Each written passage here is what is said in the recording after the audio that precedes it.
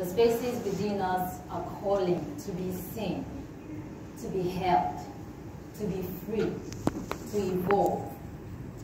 And our body is the ever-expansive container for all of it. As the Yoruba people would say to the sensing, this sensing of the body in space, ara sorrow for me.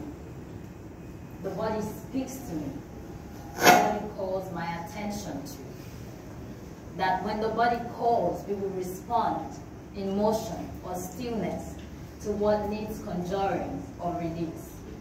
That we might be able to see the future as ancestors.